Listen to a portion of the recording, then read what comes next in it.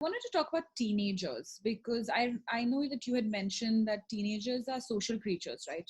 Right. And especially at this time, the time of development, they require a lot of interaction with other peers and things like that. So how do teenagers manage the situation right now?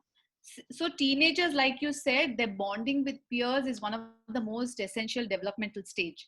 And now that very bonding with peers is cut off.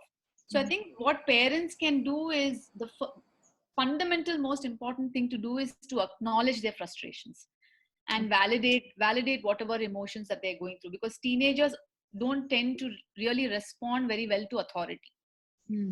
Right, and they don't like being told what to do, because they're also, you know, creating their own niche and they're trying to find themselves.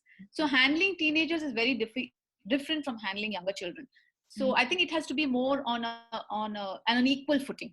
So very often parents tend to neglect that and tend to give orders or tend to tell them, or have a lot of unrealistic expectations from them. So I think the first thing to be a friend to your teenager is to validate their frustrations. In their mind, they're missing out on so much.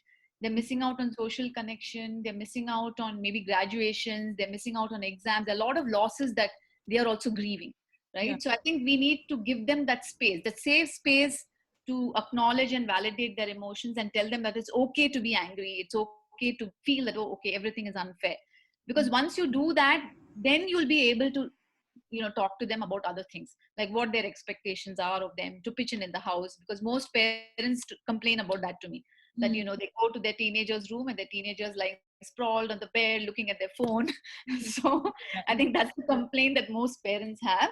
Yeah. But I think parents should loosen some rules at this time for social media, because social media is the only way teenagers are going to connect with their friends. And they also have a lot of online classes. So I think that would help loosen some rules about, and not be so strict about, you know, not being on social media, because that's not going to work now. Yeah. This is their only way out in terms of connection. Their only way out. Also, another thing to do with them is to maybe involve them in household chores and involve them in maybe asking them for their help in technology, because most teenagers are very savvy. So maybe ask them to make a video blog, or ask them to help their grandparents with technology. So have them also feel useful and relevant. Yeah, very important. Yeah. Involve them, and it doesn't have to only be chores, right? Because then they see it as something negative. But yeah, that's important to give them some credit in terms of have some involvement in something, you know. Right.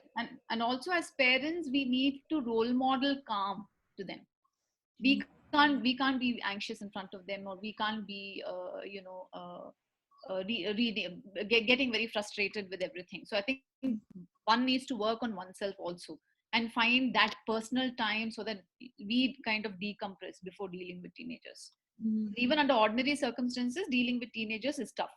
So now, now it's going to be a little more difficult. Challenging, yeah.